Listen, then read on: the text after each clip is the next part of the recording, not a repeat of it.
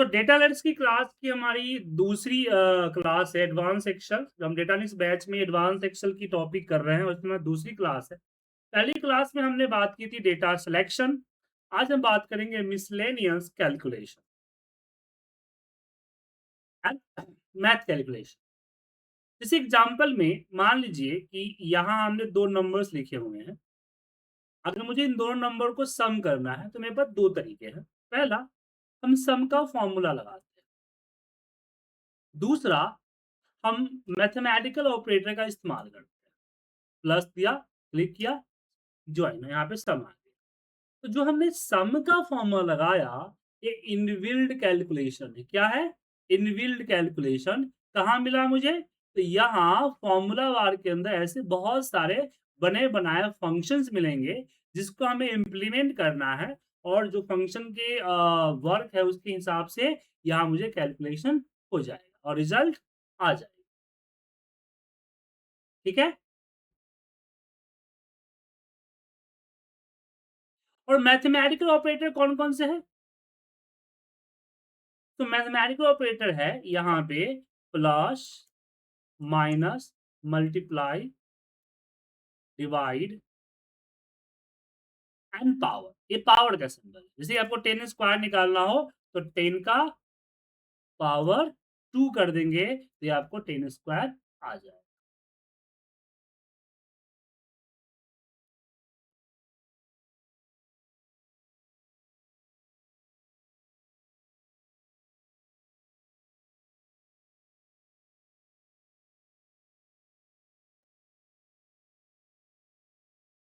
ठीक है?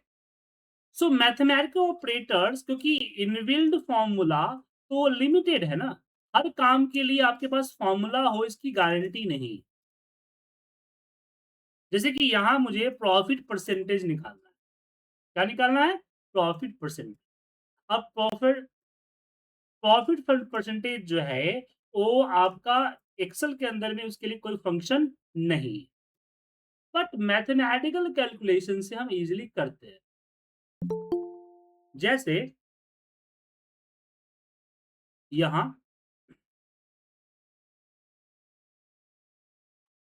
से यहाँ पे मैथमेटिकल कहता है कि sell minus buy profit percent equal to sell minus buy divide by और परसेंटेज को कन्वर्ट करने के लिए मल्टीप्लाई बाय 100। ये हमारा मैथमेटिकल कैलकुलेशन।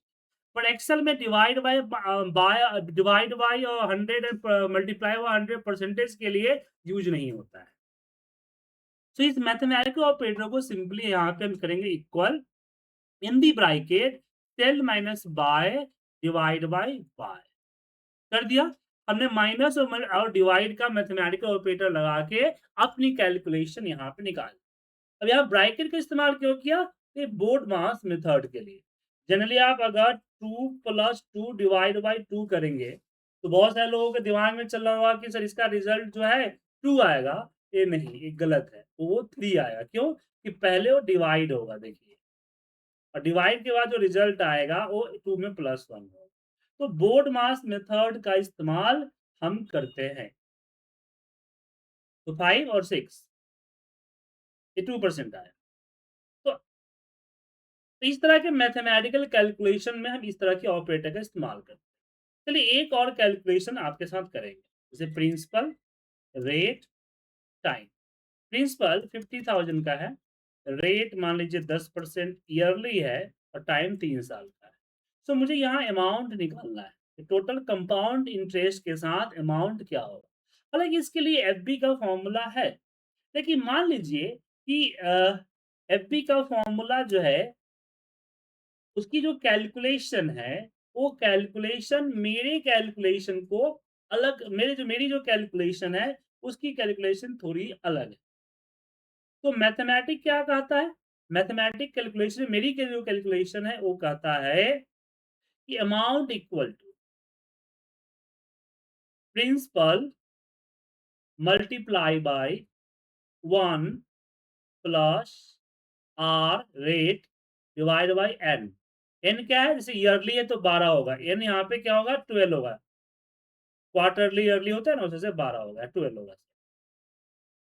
और power of T multiply by N. अब कुछ लोग सोच रहे होंगे सर हमने तो एक्सेल सीखने के लिए आए थे सर, यहाँ पे मैथमेटिक्स तो आने के शुरू कर दिए। बड़ी मुश्किल से तो मैथमेटिक्स से पीछा छूटा है। क्या? और वापस मैथमेटिक्स पर आ रहे हैं। यही सोच रहे हैं सर? अंकज जी, राहुल जी?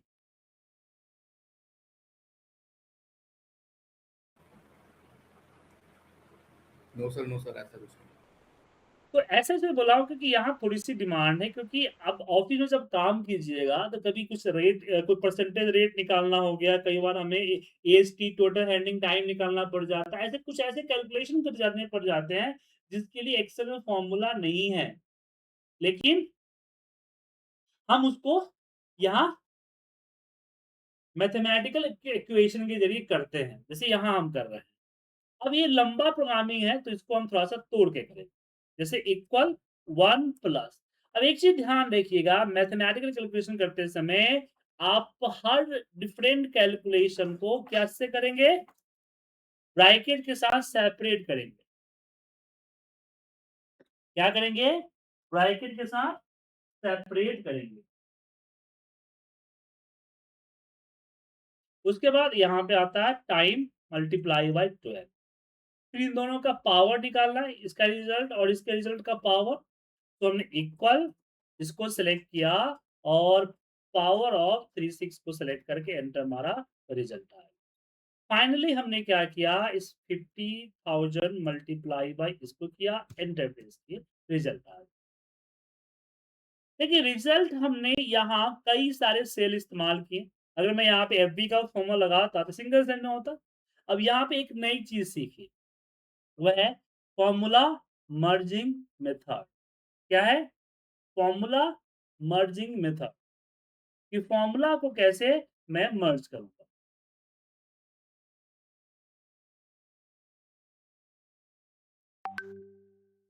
तो अलग-अलग सेल पे हमने फॉर्मूला बनाया है। अब जैसे कि इसको देखिए, कनेक्टेड है B12 और C12 से। B12 मतलब B कॉलन 12 नंबर रो यहाँ पे आए। इसकी फॉर्मूला को इक्वल के बाद सेलेक्ट करके हमने कंट्रोल C से कॉपी किया, एस्केप मार के बाहर निकला। ठीक है? फिर यहाँ पे आए जहाँ पे B12 था, B12 के जगह पे B12 का फॉर्मूला हमने पेस्ट किया, सिंपल। मतलब मैं B12 को डिलीट कर दूँगा तो फॉर्मूला में कोई फ़र्क नहीं पड़ेगा। उसी तरह से C12 पे आए, C12 का फॉर्मूला हमने यहाँ से कॉपी किया, एस्केप मार के बाहर गए और जहाँ पे C12 था, C12 की जगह पे C12 का फॉर्मूला हमने पेस्ट कर दिया। अब इसको भी हम डिलीट कर सकते हैं। वापस हम यहाँ पे आते हैं, देन कॉपी और यहाँ पे हम देते हैं D12, D12 की जगह पे D12 का फॉर्मूला हमने पेस्ट किया। एंटर प्रेस किए, एंटर। अब फाइनली इसको हम कट करेंगे और इसके ऊपर पेस्ट करेंगे। समझ गए?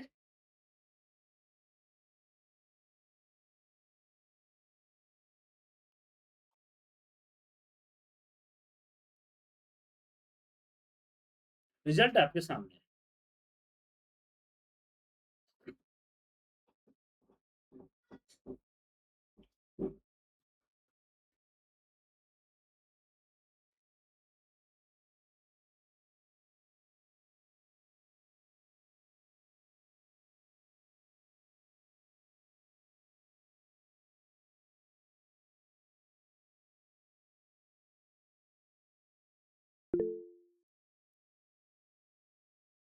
बोले रवि जैन जी। सर ये हाउ इट इज, मतलब ये फॉर्मूला मर्जिंग कैसे होगा? देखिए फॉर्मूला मर्जिंग में समझाता हूँ, इसको एक अलग एग्जांपल से। मुझे पता था कि आप लोग इस पे सवाल पूछेंगे, तो एक बार हम बताते हैं। अब देखिए एक सिंपल सा क्वेश्चन दे रहे हैं कि मेरे पास एक सेल में कुछ इस तरह के वर्ड लिखे हुए हैं, लिखे हुए हैं। हुआ क्या कि जब मैं एयरलाइंस के काम एयरपोर्ट के साथ काम करता था, तो उसमें होता था कि एक टिकट के ऊपर कई सारे फ्लाइट बुकिंग हुई है और एक टूर के ऊपर उसमें कई बार अलग-अलग क्लासेज़ होते थे और जो कमीशन दी जाती थी, वो क्लासेस के हिसाब से दी जाती थी। तो मुझे यहाँ पे क्या करना है, काउंट करना है। क्या? कि इस सेल में कितने बी है, कितने एफ है और कितने ई है, मैं बिजनेस क्लास कितने और फर्स्ट क्लास कितने हैं और इकोनॉमी क्लास कितने हैं। तो ऐसा कोई फॉर्मूला नहीं है जो डायरेक्टली बताएगा कि इसके अंदर कितने कोई कैरेक्टर कितना बार रिपीट है, कोई फॉर्मूला नहीं। लेकिन कुछ तरीका अपनाते हैं, जैसे कि हम लगाए फॉर्मूला लेन का। लेन फॉर्मूले हमने इसको सेलेक्ट किया तो इसने बताया कि इसका कंप्लीट लेंथ कितना है, ठीक है। फिर मैंने यहाँ पे सब्स्टिट्यूट का फॉर्मूला लगाया और सब्स्टिट्यूट फॉर्मूले के अंदर बोला कि जो बी है ना उसको रिमूव कर दो, डिलीट कर दो। हमने बोला कि A2 के अंदर जाओ और जो बी कैरेक्टर है उस बी कैरेक्टर को क्या कर दो, ब्लैंक में कन्वर्ट कर दो। इससे क्या हुआ कि सारे बी डिलीट हो गए। फिर मैंने लेन का फॉर्मूला और ये लेन फॉर्मूला बताया कि बी को डिलीट करने के बाद कितना होगा। तो सिंपली 11 माइनस 8 कर लेंगे तो क्या आ जाएगा, 3 आ जाएगा, मतलब बी 3 बार है। समझे? तो हमने फॉर्मूला अलग-अलग फॉर्मूला लगाने के बाद एक फाइनल रिजल्ट निकाला। लेकिन ये सारा रिजल्ट यहाँ एक सेल पे आना चाहिए था ना सर। तो हमने अलग-अलग इसलिए निकाला कि कोई डायरेक्ट फॉर्मूला नहीं था, हमने कई सारे फॉर्मूले के ज़रिए R&D रिसर्च करके बनाया। अब इन सारे फॉर्मूले को मुझे इकट्ठा एक सेल में करना है। तो कैसे करेंगे? तो ये जो फाइनल रिजल्ट है ये कनेक्ट किससे है? B3 और D3 से है। B3 मतलब ये है, तो हम इसका फॉर्मूला क्या करेंगे, कॉपी करेंगे, कंट्रोल C, एस्केप मार के बाहर आएँगे और यहाँ B3 के ऊपर पेस्ट कर देंगे। अब जो D3 है ये लिंक किससे है? इससे है। C3 का फॉर्मूला उठाएँगे, इक्वल के बाद से सेलेक्ट करेंगे, कॉपी करेंगे, एस्केप मार के बाहर आएँगे और यहाँ C3 के ऊपर पेस्ट कर देंगे। फिर C3 का फॉर्मूला यहाँ से हम कॉपी करेंगे और यहाँ हम D3 के ऊपर पेस्ट कर देंगे। तो फाइनल आ गया, इसको कट किए, यहाँ पे पेस्ट कर दिए, ये सब हटा दिए। तो अब यहाँ देखिए कि एक साथ मुझे 3-4 फॉर्मूले शुरुआती क्लासेस में लगाना मुश्किल हो सकता है। लेकिन इस फॉर्मूला मर्जिंग मेथड से हम क्या करते हैं कि अलग-अलग सेल पे टुकड़ों पे फॉर्मूले लगाते हैं और यहाँ पे हम इसका रिजल्ट पा लेते हैं। समझ में आया?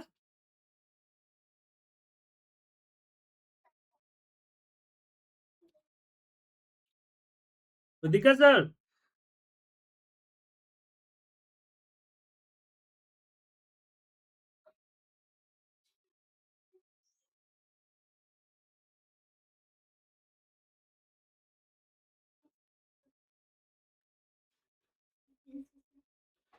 समझ में आया फॉर्मूला मर्जिंग मेथड? और ये मेरा इजाद किया हुआ है। अगर कोई आपको ये बता रहा है या तो मेरा वीडियो देखा होगा, क्योंकि मैं 2007 में पहली बार 2008 में सॉरी 8 में मैंने पहली बार इस मेथड को इंट्रोड्यूस किया था, एक्सप्लेन एक बड़ी सी फॉर्मूले को एक्सप्लेन करने के लिए। तो कोई आपको बताता है तो मेरा वीडियो देखा होगा या इत्तेफाक भी हो सकता है, क्योंकि मैंने कौन सी बड़ी न्यूटन की फॉर्मूले की खोज कर दी है क्या। तो इसकी मदद से आप बड़े-बड़े फॉर्मूले लिख सकते हैं। हाँ, विनीत जी कुछ पूछना है आपको? सर मुझे ये पूछना था सर, ये कैसे पता चलता है कि कौन सा फॉर्मूला आउट मतलब बाहर लगेगा और कौन सा अंदर आएगा? ये मतलब ये हिडन ट्रायल है या नहीं, नहीं, नहीं, कोई नहीं, मेथड है? ये बाहर अंदर नहीं रखना है। देखिए सिंपल से बताता हूँ, देखिए मैं हटा देता हूँ, पूरा हटा देता हूँ, ठीक है? ये है ना फॉर्मूला सर, बस इस पे क्लिक कीजिए। हमने क्लिक किया ना सर, ये क्या है B3 माइनस D3 ये है। तो मैं B3 पे जाऊँगा, कहाँ जाऊँगा? B3 B3 का फॉर्मूला लूँगा, कॉपी किया और बाहर अंदर करना नहीं है, बस इसका जो एड्रेस है ना, एड्रेस में फॉर्मूला पेस्ट कर दिए, सिंपल। समझे Vineet ji? Okay, okay, okay sir. अब यहाँ पे जैसे D3 है, मैं D3 पे गया, तो D3 ऑलरेडी C3 से लिंक है ना? तो मैं पहले C3 पे गया, C3 का फॉर्मूला लिया और यहाँ जहाँ C3 था उसके जगह पे C3 को डिलीट करके उसकी जगह पे उसका फॉर्मूला डाल दिया।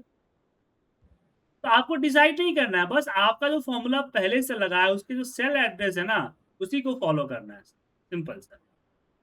सर ये डुप्लीकेट रिमूव करने का है? नहीं, डुप्लीकेट यूनिट काउंट करता है सर कि इसके अंदर अच्छा, कितना बी, ओके, कितना है फी है, ओके ओके। एक करेक्टर सर कितना बार रिपीट, सर और मैं थोड़ा इसकी लेट मदद से आप बड़े-बड़े फॉर्मूला लगा सकते हैं। चलिए एक बहुत बड़ा फॉर्मूला का एग्ज़ाम्पल देता हूँ, जिससे आप लोग समझ जाएँगे कि ये मेथड बहुत अच्छा है। जैसे कि यहाँ एमआरपी है, मुझे एमआरपी निकालनी है, किसी प्रोडक्ट का जो कॉस्ट है, बनाने का कॉस्ट है वो ₹50 है। अब एमआरपी निकालने का कोई फंक्शन नहीं है, बट स्टेप है। जो डिस्ट्रीब्यूटर कहता है, जैसे मैन्युफैक्चरर कहता है कि भाई मैं जो है अपने जो कॉस्ट है उसके ऊपर 5% का प्रॉफिट निकालता हूँ, अपने कॉस्ट पे ऐड करता हूँ और बेच देता हूँ किसको? रिटेलर। मतलब ₹50 की लागत थी, ₹2.5 का प्रॉफिट रखा, ₹52.50 में बेच दिया किसको? डिस्ट्रीब्यूटर को। अब डिस्ट्रीब्यूटर कहता है कि मैन्युफैक्चरर क्या कर रहा है हमको नहीं पता। मुझे मिला है ₹52.50 पे। मैं इसमें से 10% का अपना मार्जिन निकालूँगा और अपने खरीद पे ऐड कर दूँगा और किसको दे दूँगा? होलसेलर को। होलसेलर कहता है कि डिस्ट्रीब्यूटर मैन्युफैक्चरर क्या करता है हमें पता नहीं। हमें मिला है ₹57.75 पे। मैं इस पे 15% का मार्जिन ऐड करूँगा, प्रॉफिट निकालूँगा, ऐड करूँगा और बेच दूँगा किसको? रिटेलर को। रिटेलर कहता है कि भाई मुझे तो सबसे ज़्यादा चाहिए क्योंकि मैं कस्टमर से डायरेक्ट इंटरैक्ट होता हूँ। तो 20% का मार्जिन वो लेगा और ये देखिए बेच देगा 79695, समझ गए? तो फाइनल प्राइस क्या हुआ? 7.69 हुआ। लेकिन ये सारा कैलकुलेशन जो हमने अलग-अलग किया है, मुझे यहाँ एक सेल पे करना था। लेकिन मैंने अलग-अलग किया क्योंकि मुझे फ़ॉर्मूला नहीं पता था। मैं रिसर्च करते गया, लिखते गया, रिसर्च करते गया और लिखते गया।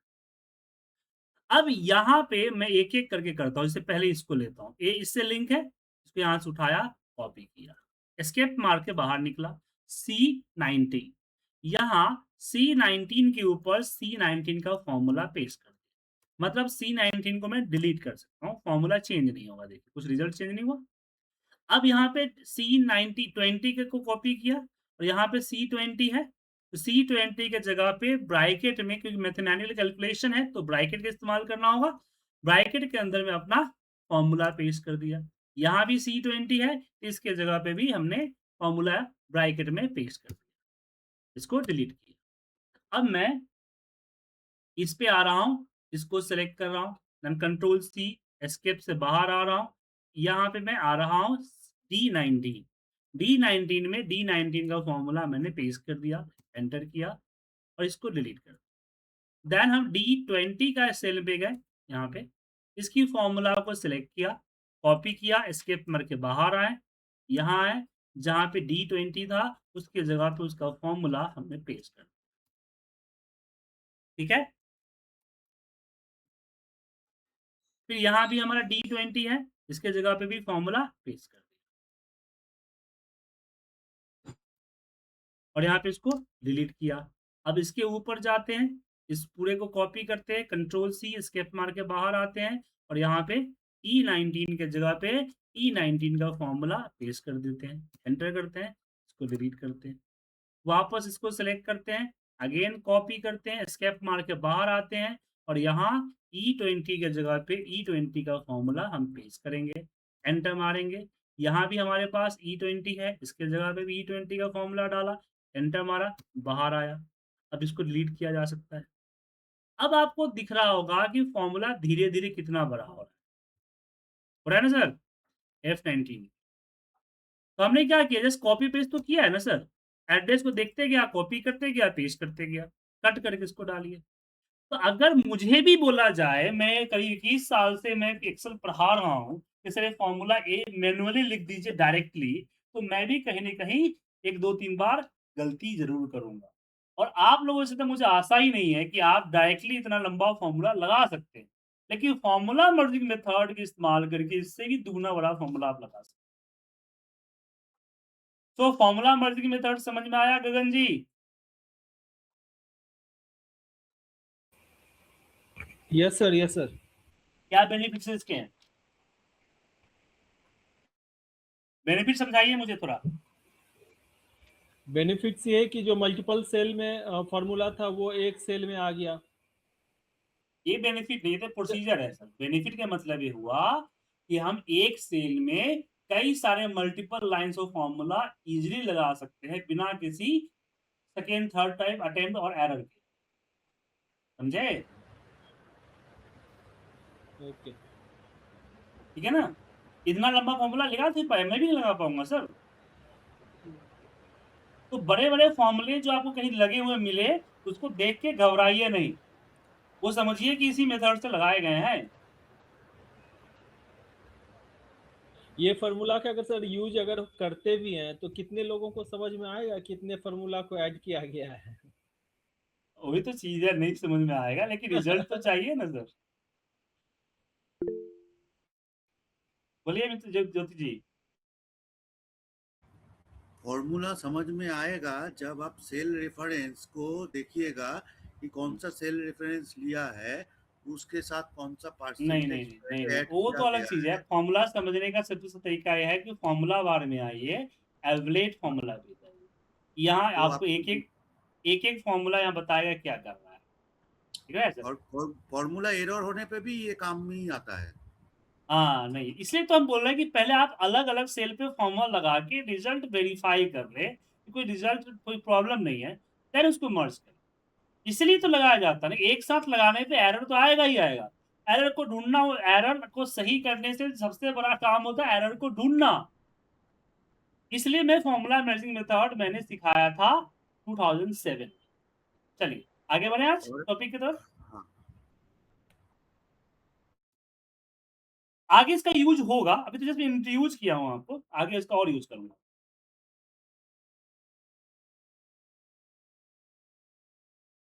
अब जैसे कि यहाँ अब हम बात करते हैं परसेंटेज का। एक्सेल में परसेंटेज कैसे कैलकुलेट करें? जैसे कि मैं यहाँ पे 20% का सिंबल दिया, तो 20% आ गया, राइट? लेकिन अगर आपने 20 को टाइप किया और फिर परसेंटेज का सिंबल जो होम में होता लगाया, तो आपका 2000% आएगा। क्यों? क्योंकि एक्सेल में 1 इक्वल टू 100% होता है। इसलिए मैंने आपको शुरुआत में मैं यहाँ बताया कि मल्टीप्लाई बाय 100 करना की ज़रूरत नहीं पड़ती, क्योंकि यहाँ डेसिमल में ही होता है। तो 0.20 हमने किया और इसके ऊपर परसेंट के सिंबल देंगे तो आ जाएगा। अब यहाँ एक चीज़ ज़रूर आप सभी लोग जानिए, आसिफ जी, मनन जी, बाकी जितने भी है गगन जी, सभी समझिए। एक्सेल 2 तरह का वैल्यू कैरी करता है, एक विजुअल, दूसरा ओरिजिनल। ये जो 20% दिख रहा है, ये इसका विजुअल है। ओरिजिनल कैसे पता चलेगा? जब इसके ऊपर जनरल फॉर्मेट पे क्लिक करेंगे, तो इसका ओरिजिनल पता चलेगा कि ओरिजिनल क्या है? 0.20। और एक्सेल के अंदर कोई भी फॉर्मूला, कोई भी कैलकुलेशन या कोई भी ऑपरेटर प्लस माइनस वगैरह, ग्रेटर देन, लेस देन, कुछ भी ऑपरेटर जो है, वो किस पे काम करता है? ओरिजिनल वैल्यू पे काम करता है। जो दिख रहा है उस पे काम नहीं करता है। ठीक है? जैसे कि अगर मुझे 500 का 30% निकालना हो, तो 30% दिख रहा है, बट एक्चुअली में क्या है? 0.30, मतलब कि 30 डिवाइड बाय 100। जो मैथमेटिकल फॉर्मूला होता है ना कि हाँ 500 मल्टीप्लाई बाय 30 डिवाइड बाय 100, यहाँ करने की जरूरत इसलिए नहीं होती कि परसेंट सिंबल लगते ही वो ऑलरेडी डेसिमल में, मतलब कि डिवाइड में चला जाता है। यहाँ जस्ट मुझे क्या करना है? मल्टीप्लाई का। अच्छा, कई बार 30 लिखा हुआ आता है इस तरह की, 30% और आता है 30% बट दिखता है 30। तो ऐसे केसेस में फिर फॉर्मूले में आपको डिवाइड बाय 100 करना पड़ेगा।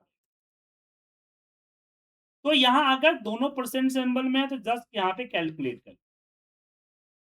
अब यहाँ पे आगे बढ़ते हैं कि अगर 450 नंबर का 600 का पेपर था, 450 नंबर आया, तो 450 डिवाइड बाय 600 क्लिक कीजिए, रिजल्ट आ जाएगा 75%। आ गया सर 75%। तो 75 किसमें आया था? डेसिमल में। जब परसेंट का सिंबल लगाया तो 75%। मतलब जो आया है उसको डिवाइड करना है जिससे आया है। पर कई बार मुझे इस तरह से 75 नंबर में चाहिए होता है, तो हम इसको आपस में मल्टीप्लाई कर लेते हैं। किससे? 100 से। अच्छा चलिए, एक क्वेश्चन का आंसर आप लोग दीजिएगा, एक और चीज़ बताता हूँ यहाँ पे उसके बाद। जैसे कि हमारा ओल्ड जो प्राइस था,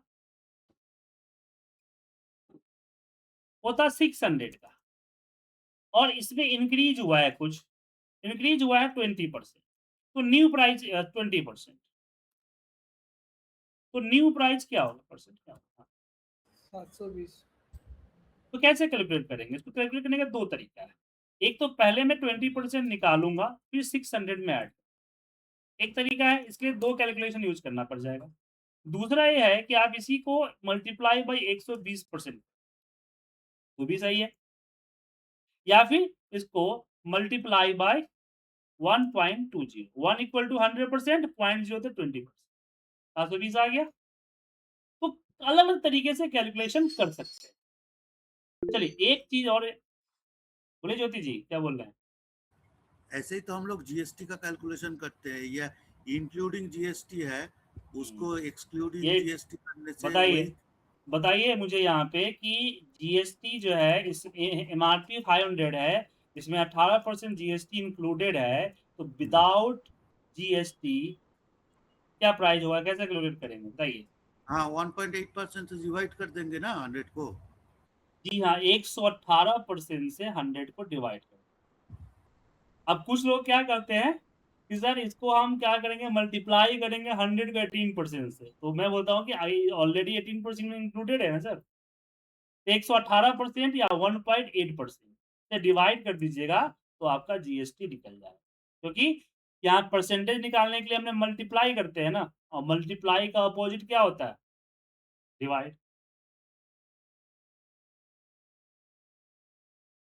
अच्छा ये बताइए, मेरी वाइफ जो है ना, मुझे कल जो है एक बोली कि मॉल में बाय 2 गेट 1 फ्री मिल रहा है, मुझे लेना है, उनका कुछ था सामान, तो मैंने उनसे पूछ दिया, तो ठीक है बताइए कितना परसेंट का आपको डिस्काउंट मिला? अगर एमआरपी अगर 100 रुपीज का है, तो कितना परसेंट डिस्काउंट मिला? क्या 2 खरीदने पे 1 फ्री मिल रहा है, कितना परसेंट डिस्काउंट होगा? 33%। 33%, बिल्कुल। कैसे कैसे कैलकुलेट करेंगे? सिंपल है कि बाय हमें 3 प्रोडक्ट मिल रहा है, मतलब कि मुझे 300 रुपीज जो है हमारा है, और हम यहाँ पे 200 दे रहे हैं, मतलब 100 का डिस्काउंट मिल रहा है। तो 100 जो डिस्काउंट आ रहा है, किसमें से आ रहा है? 300 में से, ये देखिए आ गया 33%। तो इस तरह से जब प्रॉब्लम होती है तो सोचना पड़ता है। तो परसेंटेज कैलकुलेशन में कोई डाउट है? कुछ क्वेश्चन है पूछना है तो पूछ सकते हैं आप।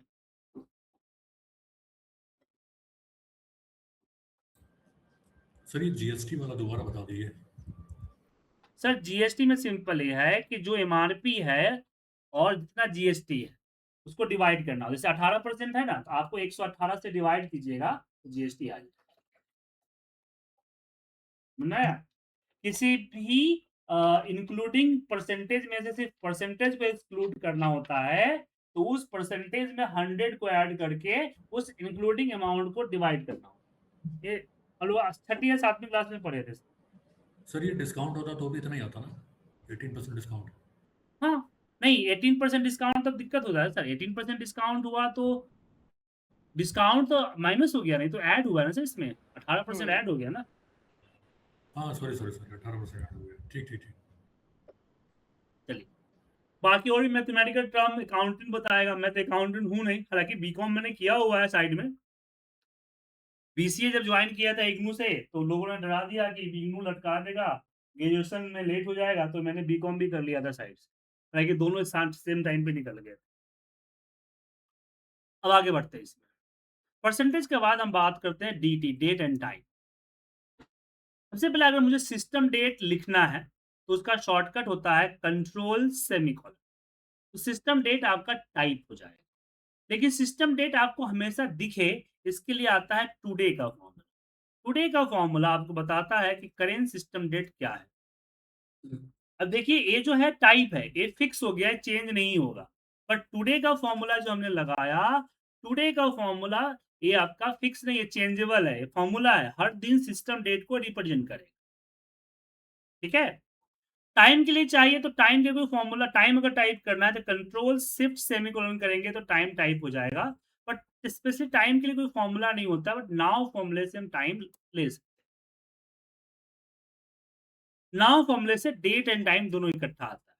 तो अगर मुझे इसमें से अगर चेंज कर स्ट्रैक करने से ईयर स्ट्रैक करना है, मंथ स्ट्रैक करना है, डेट स्ट्रैक करना है, तो इसके लिए हम लोग क्या लगाते हैं? लगाते हैं ईयर के लिए ईयर का फॉर्मूला, हम डेट को सेलेक्ट करते हैं, डेट में से ईयर अलग कर देता है। मंथ का फॉर्मूला लगाते हैं, डेट में से मंथ को अलग कर देता है। और टेक्स्ट का यहाँ पे डे के लिए डे फॉर्मूला लगाते हैं, तो डे अलग कर देता है। लेकिन कई बार मंथ मुझे या डे मुझे टेक्स्ट में चाहिए, जैसे जैन के जब मई चाहिए, तो उसके लिए टेक्स्ट फॉर्मूला होता है, टेक्स्ट। टेक्स्ट और इसके अंदर हमने इन्वर्टर को में हमने लिख दिया एम 3 बार, तो ये जैन, फेब, मार्च में कन्वर्ट कर। मतलब जो कस्टम फॉर्मेट हम लगाते हैं ना, कस्टम फॉर्मेट के अंदर जो एक कोड होते हैं ना, इस कोड को अगर हम डालते हैं टेक्स्ट में, तो उससे उसी से तरह फॉर्मूला रिटर्न होगा। इसको आगे और डिटेल में सिखाऊंगा, बट मैं ये बता दिया आपको। कुछ बच्चे सवाल पूछ देते हैं, सिर्फ 5 को मुझे मई चाहिए, तो इसलिए मैंने बता दिया टेक्स्ट। आता हूँ मैं ज्योति जी, आता हूँ। ऐसे बीच में सवाल मत पूछिए, जब सेशन खत्म होगा, मैं सेक्शन खत्म होगा तो मैं खुद बोलूंगा सवाल के लिए। अब यहाँ पे आते हैं आवर, इस तरह से आवर हमारा, आवर फॉर्मूला क्या करता है?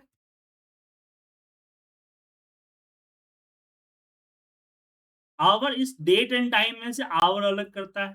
मिनट फॉर्मूला क्या करता है? ये डेट एंड टाइम में से, अच्छा मिनट हो गया, मिनट को अलग करता है। सेम सेकंड का फॉर्मूला क्या करता है? इस डेट एंड टाइम में से सेकंड को अलग करता है। अगर आपको कंबाइन करना हो तो डेट के लिए डेट का फॉर्मूला होता है, जो तीनों को कंबाइन कर देता है। और डे के लिए टाइम के लिए टाइम का फॉर्मूला होता है, तो तीनों को कंबाइन करके टाइम बना देता है। जैसे मान लीजिए ना, आपको ऐसा चाहिए कि सिर्फ टाइम दिखे, डेट टाइम ना दिखे, तो आप इस मेथड नाउ फॉर्मूले को इसके अंदर डाल के टाइम के अंदर डाल दीजिएगा, तो आपका आ जाएगा। उसी तरह से अगर कैलकुलेशन करने की बात करें, मान लीजिए 1 तारीख और आज के बीच में कितना दिन का गैप आया है, तो आप क्या कीजिएगा? इसको latest date minus oldest date कीजिएगा। लेकिन एक हमेशा कम आता है, कैसे? जैसे कि 1 मई और यहाँ 31 मई डाला है। अगर मैं दोनों का डिफरेंस करूँगा, तो क्या आना चाहिए? 31 दिन आना चाहिए, बट 30 दिन आएगा। क्योंकि 31 तारीख पूरी कंप्लीट नहीं हुई ना, इसलिए 1 दिन हमेशा कम आएगा। अब आपको 31 दिन पूरा चाहिए, तो +1 कर लीजिए। तो 2 डेट को बीच में ऐसे हम डिफरेंस निकाल सकते हैं। मुझे 2 मिनट दीजिए, मैं 2 मिनट में आ रहा हूँ।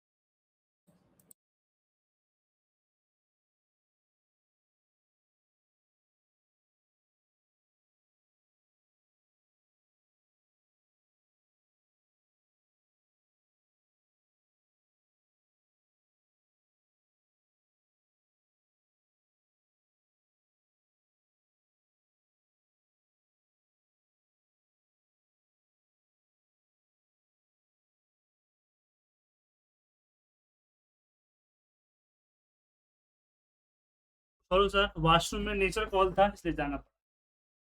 हाँ, सो 2 डेट का डिफरेंस निकाल सकते हैं। उसी तरह से हम टाइम की डिफरेंस की बात करें, जैसे कि मैं 10 बजे सुबह ऑफिस गया, शाम को 6 बजे आ रहा हूँ। अब यहाँ 6 बजे टाइप करने के लिए मुझे एएम पीएम देना पड़ेगा, तो यहाँ मैंने पीएम लिखा और एंटर प्रेस किया, ये आ गया पीएम। अब मैं latest time minus oldest time करूंगा, तो देखिए आ गया।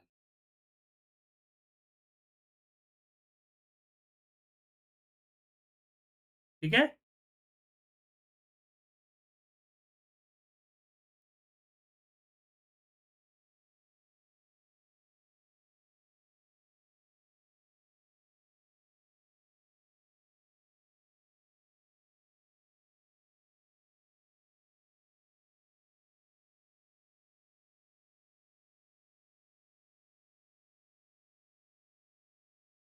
अब आप लोग अपने सवाल पूछ रहे हैं टाइम डेटा एंड कैलकुलेशन से। पूछिए, क्या पूछ रहे हैं ज्योति जी? सर 1 मिनट, हुँ। आप सर A10 पे हुँ। हुँ। A10 ये हाँ, तो पूछना, ये ब्लैंक है। हाँ, इसमें मान लीजिए आप लिखिए 1 जून। अब पहले आप अपना क्वेश्चन बताइए ना, हम लिख लेंगे अपने हाँ, आप से। क्वेश्चन सर क्या ये बताइए? जो मान लीजिए 3 डेट है, हुँ। 3 डेट के ऊपर में मेरे को डे चाहिए। मान लीजिए वो कौन सा डे आ रहा है, मंडे आ रहा है, ट्यूसडे आ रहा है, वेडनेसडे आ रहा है। उसके लिए टेक्स्ट फॉर्मूला यूज़ कीजिएगा। किसी भी डेट अगर मैं लिखा हमने, जैसे आज ही का डेट ले लीजिए लिखा, और मुझे ये पता करना है कि आज कौन-सा दिन है, उसके लिए टेक्स्ट फॉर्मूला में इसको सेलेक्ट कीजिए और यहाँ पे 3 या 4 बार डीडी डाल दीजिए। 3 बार डालेंगे तो शॉर्ट में आएगा, 4 बार डालेंगे तो कंप्लीट आएगा। समझ गए?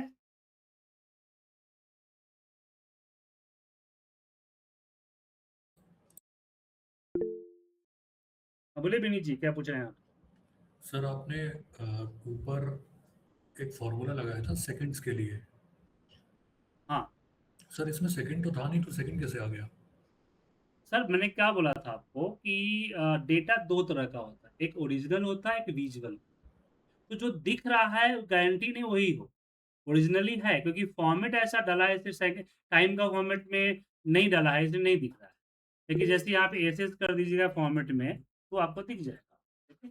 आगे आप ठीक है?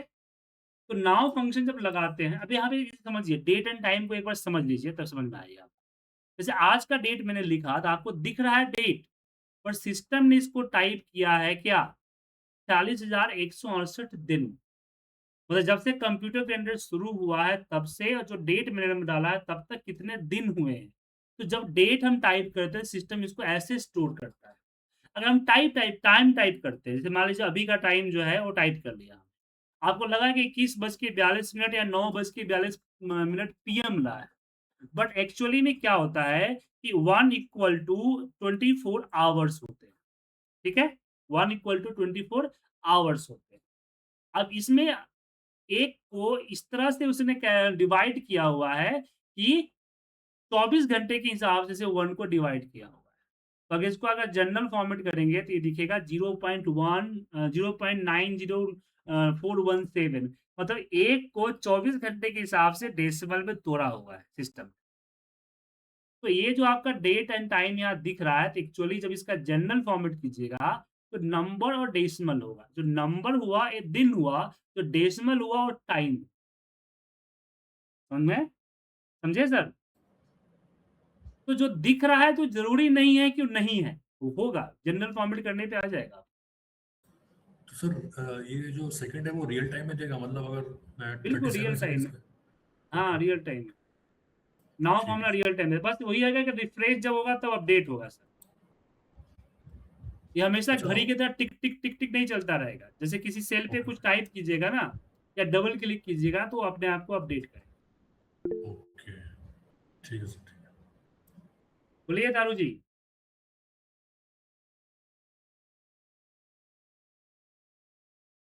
पूछिए, क्वेश्चन पूछिए, हैंड रेज़ कर रखा है आपने। हेलो या हेलो बोलिए, बोलिए सुन रहा हूँ। सर, ये जो टाइम का डिफरेंस निकाला तो ये 8 एएम में आया है, बट अपने को तो ओनली हाँ। डिफरेंस चाहिए। हाँ, तो डिफरेंस के लिए आप यहाँ से जब अपना फॉर्मेट चेंज कर ले टाइम का, ये आ जाएगा। तरह के टाइम का होता है। या फिर आपको 8 नंबर में चाहिए इस तरह से 8 ताकि कैलकुलेशन कर सके, तो आप इसको मल्टीप्लाई बाय 24, इसने बताया था ना आपको कि उसने 24 से डिवाइड कर रखा है, तो डिवाइड का अपोजिट तो मल्टीप्लाई होता है। तो मैंने मल्टीप्लाई कर दिया, तो ये आपका ये आया। अब दिख रहा है 000, तो एक्चुअली ये फॉर्मेट चेंज हो गया है। इसकी फॉर्मेटिंग जनरल करूँगा तो 8 आ जाएगा। Okay, got it. समझ में आ गया? Yes yes.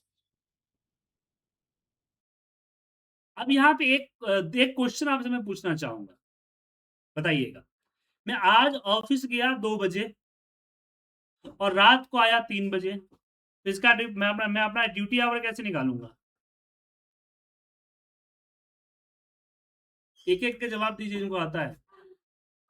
आज दोपहर में 2 बजे मैं ऑफ़िस गया रात को 3 बजे मैं ऑफिस से वापस आया, तो मैं कितना घंटा काम किया है कैसे निकालूंगा, कैलकुलेशन कैसे करूंगा? सर AM PM वैसे ही। नहीं, जब टाइम में जैसे आप मान लीजिए कि 14 बजे गया मैं और 3 बजे वापस आया, है ना सर? तो ए माइनस हो ही नहीं सकता सर, क्योंकि टाइम कभी भी माइनस भी नहीं हो सकता। 3 माइनस 14 थोड़ी होगा सर। ऐसे केस में आपको डेट एंड टाइम इकट्ठा डालना होगा। जैसे कि आज 26/5 स्पेस 14 बजे मैं ऑफिस गया, ये आ गया डेट एंड टाइम 26 तारीख 14 2 PM, 14 नहीं लिखा 2 PM लिख दीजिए। और मैं 27/5 को 3 बजे AM है, यहाँ पे AM लिखने की जरूरत नहीं, बाय डिफॉल्ट AM ही लिखता है। अब मैं latest date and time minus oldest date time को करेंगे तो रिजल्ट आएगा कुछ इस तरह के डेसिमल में, और यहाँ पे अपना टाइम का फॉर्मेटिंग चेंज कर देंगे तो 13 घंटे का डिफरेंस आएगा। मुझे 13 घंटा चाहिए, तो मल्टीप्लाई बाय 13 मल्टीप्लाई बाय 24 तो 13 घंटा आ जाएगा। आ गया? ठीक है विनीत जी? सर ये ऊपर आपने PM लिखा था, उसमें तो कैलकुलेट कर लिया था उसने। ये तो सेम डेट का था ना, अच्छा डेट चेंज हो गई, ओके ओके। तो 6 बजे मतलब 18 हुआ ना, 18 माइनस 10 तो ही जाएगा ना। ओके डेट चेंज हो गई, ठीक है सर। चलिए, और अगर कोई क्वेश्चन है किसी को? बोलिए रवि जी, लकी जी, दोनों बोलिए एक एक करके। सर ये टाइमर्स का जो अपन ने फॉर्मूला लगाया ऊपर, तो वो PM AM में आ रहा, सपोज को आवर में लेना है तो फॉर्मेट कैसे चेंज करेंगे सर इसका? ऊपर से 9:46 PM आया टाइम में, ठीक तो है यहाँ पे आवर करना पड़ेगा। जी। Okay thanks. और किसी को कुछ पूछना है? हाँ सर, ये नॉर्मली कहाँ पर यूज होता है ये बेसिकली, लाइक टाइम कैलकुलेशन में ओवर टाइम कैलकुलेट करना है, डिफरेंस निकालना है, ड्यूटी आवर निकालना है, जहां भी टाइम का जिक्र होगा वहां पे होगा। Meeting hour, okay. ठीक है ना? ज्यादा कैलकुलेट होता है ओवर टाइम कैलकुलेट करने में, ऑफिस का over time, in time, out time. आपका जो पेरोलिंग वाले होते हैं ना आपके, वही ज्यादा यूज करते हैं। चलिए एक सवाल, आप लोगों ने कई सारे सवाल पूछे, एक सवाल मेरा भी बनता है ना सर, बनता है कि नहीं बनता है सर? बिल्कुल सर। जी सर। तो आप लोगों के लिए एक सवाल मैं दे रहा हूं जो कल ढूंढ के आपको लाना है। एज कैलकुलेट करने का फॉर्मूला, ठीक है? जिनको आता है वो चुप रहेंगे। जैसे कि मेरा डेट ऑफ बर्थ हालांकि रियल नहीं है, डॉक्यूमेंटेड है, मैं दे रहा हूं, ये रहा, और आज की ये डेट रहा, तो मैं कितने साल, कितने महीना और कितने दिन का हुआ, ये कैलकुलेट करना है। डेट ऑफ बर्थ और टुडे का डेट हमने डाला, तो मुझे दोनों के बीच में चाहिए कितने साल, कितने महीना और कितने दिन, एग्जैक्ट होना चाहिए, लमसम नहीं चाहिए, एग्जैक्ट कितने साल, कितने महीने और कितने दिन। आप सभी लोग फॉर्मूला इसका लिखेंगे एक्सेल पे, कैलकुलेट करके रिजल्ट को, इस रिजल्ट के स्क्रीनशॉट मुझे व्हाट्सएप पे भेजेंगे। इस सभी को करना है, गलत चाहे सही जो भी बनाए वो आप भेजिए। ग्रुप में भेजना है तो भेज सकते हैं, और आप सेल्फ भी भेज सकते हैं, ठीक है?